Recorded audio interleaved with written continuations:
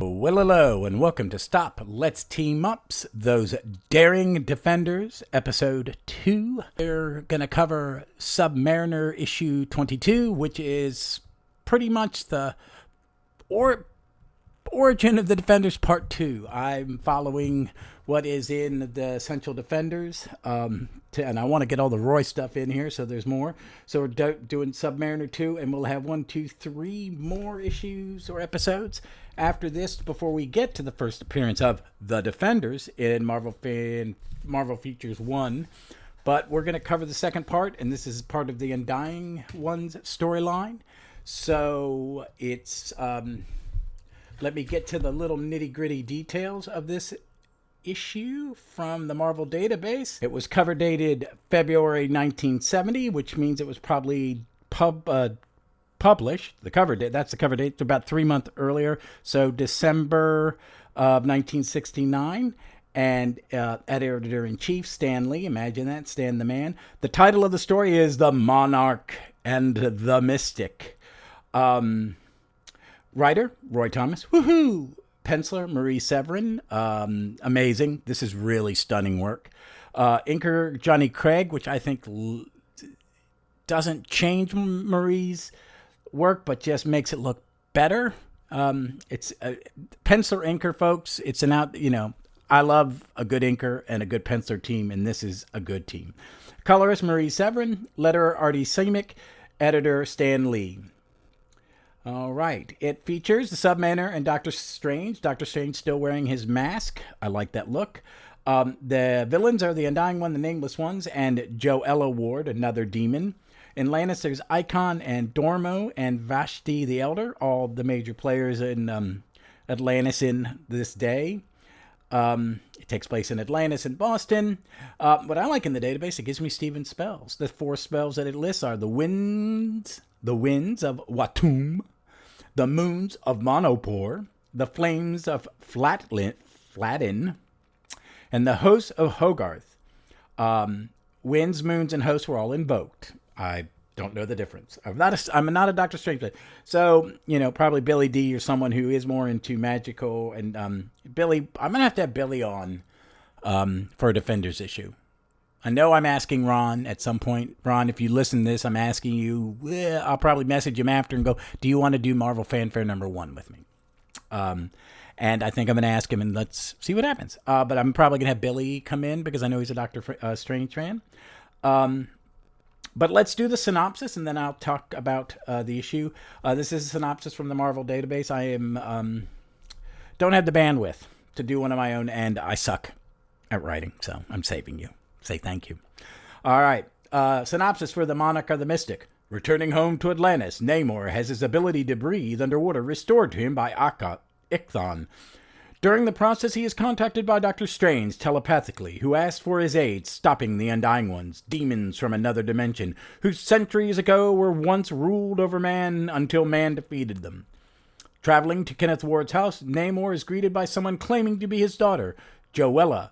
With her aid, Namor finds the idol of the Undying Ones. However, it turns out that Joella is really a demon in their thrall.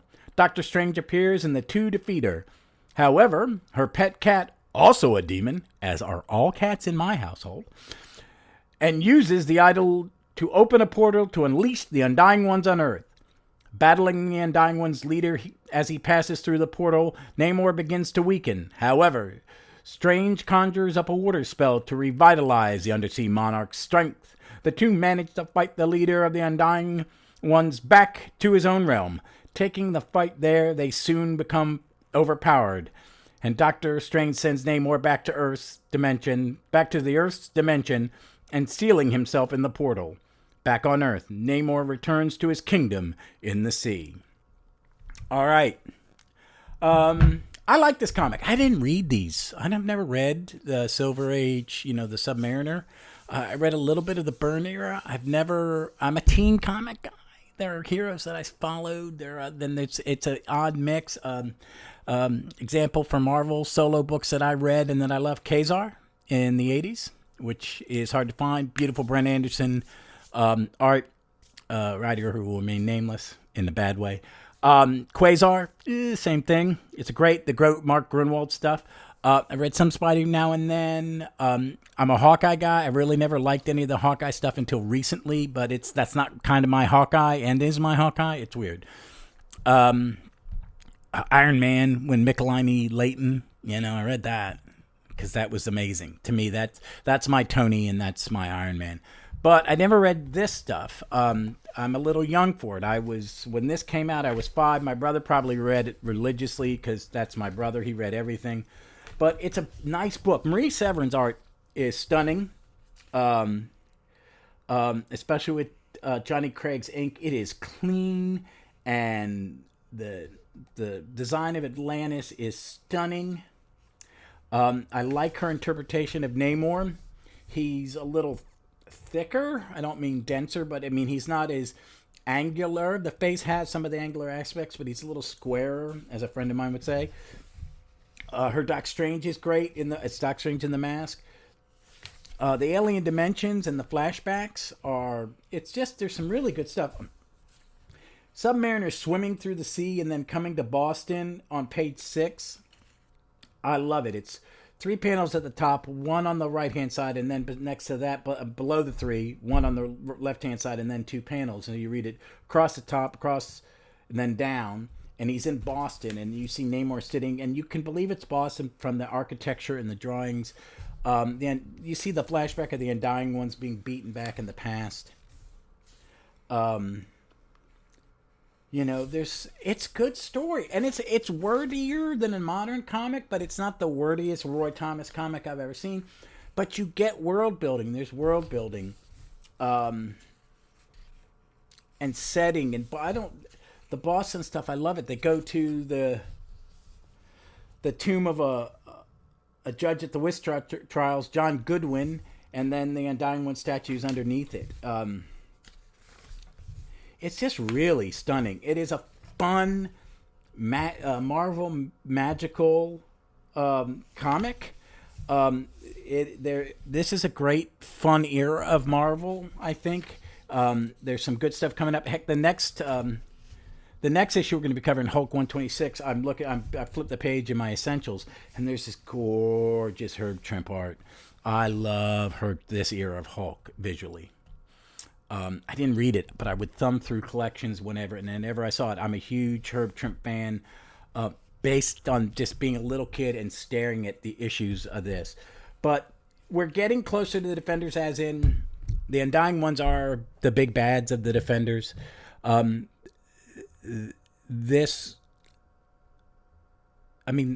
Namor and Submariner know each other at this point, but Roy is just kind of taking little bits and pieces. Not little bits and pieces. He's taken the element of the Undying Ones and putting it through the other books he's writing, because he wanted to finish it in Doctor Strange, I'm assuming, and it didn't happen. So he's doing it, and this is all going to lead to Defenders 1 and lead to the Defenders comic. So these 5, and I haven't read the next 3. I've never read these. I think when I got the trade, I just went to issue 1 like an idiot. So, or if I did read them, they didn't stick. They're sticking this time. So these stories are going to build to that team, but this segment of Defenders is one thing going into Marvel feature number 1, and then 2 and 3 are a little different. It's tying up some of those loose ends, but it's more like the Defenders we're going to see in issue 1. So, hold on one second. I don't have my notes. It's all Roy Thomas through Marvel feature. And then with Defenders 1, it's Steve Englehart. So it's a whole another bunch of coconuts. Totally different. So that's going to be great. And then Englehart writes through issue 11, which is through the Avengers Defenders team up, and then Lynn Wein takes over. So yet another book, and when Lynn leaves, I think that's when we get Steve Gerber. So the Defenders is the non-team stuff, and what is classic Defenders really doesn't come until Steve Englehart's writing it. So this is basically Roy's take on the Defenders. It's these 5, 1, 2, 3, 4, 5, 8 comics making up one real story. and setting all the pieces for Defenders 1. The introduction of Barbara Norris, who was eventually Valkyrie, Submariner being part of the team. So it's fun. I think you should check this out. And go back and find the episode where me and Ron on Fantastic Comic Fan talked about Marie Severin. She also drew Hulk, and other things that Stan trusted her with. And this is a great comic. It is a really good comic. I'm glad I've read it now. I mean, I'm really going to love rereading these Defenders, because this is Defenders through up until about the Beast comes. I'm on board with. When we get to the end, it'll be when we get to that era of Defenders many, many moons from now, in about 2 years, maybe 3, 2.5. I've never read that. So I haven't read this stuff and I haven't read the end. So it's kind of cool. I would check it out. I would also go on and check out any Submariner you can find on the app. This comic is on the app. It's stunningly beautiful. The colors, I know they digitalized the colors, and I'm not sure if that is from the scanning, but there's some beautiful work in that. And now that I'm looking, I was looking in when I started reading, I had the Essential. Now I've got the app open. I pause. There's some beautiful, the colors for the Undersea. The final panel on page 2, where he is under the light that is going to give him back his ability to breathe underwater, is Marie Severin has done this wonderful orange background, red Submariner with his head against the pillow, but there's a yellow light in a straight beam down the middle of his face. It's absolutely beautiful. The colors, there is something about the Marvel mystical stuff that I find way more appealing than I do. I'm more a DC guy. I don't believe in the Marvel versus DC thing. I think that's silly. It annoys me. Because they're both fun. All comics, doesn't matter the company. There's always a good comic for the most part. Page 6, the colors it's just a wonderful use of color. I think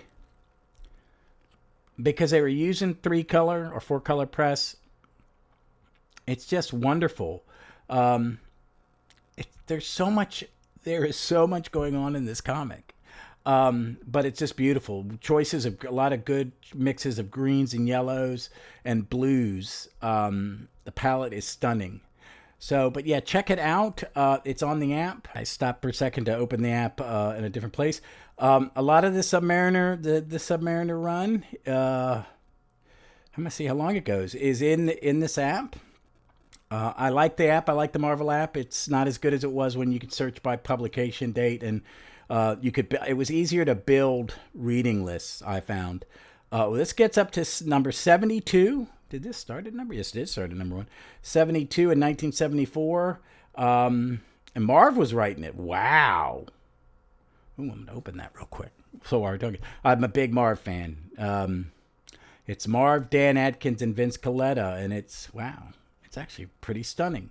So I may go back and read more of these. I got a lot to read in my buy pile. I got a lot to read because I am shoving out these episodes, talking Legion Defenders, and then my Saturday, whatever the topic is. I'm working on a topic, no promises, but so I'm jumping around. I'm almost finished with the Aerosmith, Kurt Busiek, Carlos Pacheco trade. I've been talking to you about it. I hope you've checked it out. It's worth it. I'm reading the world building, the Bible, the story Bible in the back. It's a beautiful trade. I like the hardcover with no dust jacket. It's very like the British annuals. I think it's very cool. I think it's gorgeous. I'm reading that. I'm reading Legion in order. I'm up to issue 16 of the 3-boot. Jim, I'm up to 16. I'm gonna have it all read. I'm bidding on 2 hardcovers of the last 2 arcs of Jim Shooter because I saw them. If I can get them for $30, I will keep them. If not, it's all on the app. I've been found a place where I'm bidding on some trades. So one is the first volume of the New Warriors Omnibus. So I may, if there's someone out there, a podcaster who is a fan of the New Warriors and wants to talk story arcs, if I reach out, DM me, message me, just go on the thing and say, hey, I love New Warriors. Let's talk about it. That would be good for a week, the Saturday story. I'd love to have someone kind of give me a lecture on who these people are. I know Rage and some of these guys from Avengers Academy and other bad crossovers where I don't think the characters were treated well, and I didn't read their book. I think I don't want to say I was too old. It just came it started when I wasn't buying a lot of comics because I was in my 20s and not had a lot of money. So I missed it. There's this missed decade, especially in Marvel. Because the post-crisis DC, if I was spending money, it was on Justice League or Flash or Green Lantern or Superman. There were some in Legion and Titans. I mean, the post-crisis new universe was intriguing to me, and that's what I was spending my money on. But I've missed some Marvel, so I really want to learn more about it. So that's what's kind of going on. I recommend you try Fantastic Comic Fan. I say this every episode, but there's an episode, and I will post a link to it after I publish this, to the episode where me and Ron talked about Marie Severin. It was a fun conversation. I'm gonna plug Earth, a DC podcast, the Earth 2 podcast. I'm near the end. I'm loving it. I'm listening to about 1.5 a day because it's my morning after I've had, splash some water in my face, taken my blood sugar, taken my old man pills, and got ready for work. I'm listening to it. And when I'm done with that, I think I'm going to pick a Legion one to deep dive in, but I got Doctor Who one I like and a Star Trek one I like. I'm jumping around. I like to have... I do long listens to other podcasts mixed in with my ones I listen to while I'm working, like Ron's. I mix them up. So listen to that. Check out, if I don't know if any of you are watching Young Justice on HBO. I finally finished season 3 and I'm into season 4, and the Legion's in it. Yay, go Legion. I'm enjoying it. These are very densely packed episodes. It is like reading a novel. It is geared to I think, a very YA audience. But it's deeper than that, and there's a lot of drama. They treat it like a television drama, and I kind of like that. And the endings are worth it. It all pays off. Season 3, in the middle, I was like, what's going on? And when I got to the last 4 or 5, I went, oh, never mind. You were just building the layer cake, and now I'm getting to eat it. It was a lot of fun. So check that out. Other things to plug. Just be kind, everybody. I'm recording this on the 26th of May. A terrible thing happened yesterday in Texas. It is affecting me a little bit. This is kind of my medicine. I needed something fun to talk about, but there's a lot of bad in the world. I'm not going to go any more in that. I'm still processing, but I would ask you all, more than just be kind, be smart, be loving to one another. Okay? People are hurting you don't think are connected to this, but they're hurting because of this. There's a lot of bad going on in the world right now, and I don't have answers to that, and I don't think you would want to hear them. But the one thing is, be kind to each other. Okay? That's the most important thing. Show love and compassion, and help your fellow man stand up. Okay? Hold them close. We got to stop arguing and fix things. But first thing we have to do is treat each other with compassion and kindness. So just think about that. All right? And while you're doing that, read some comics. It's a good distraction. All right? I'll talk to you all Saturday.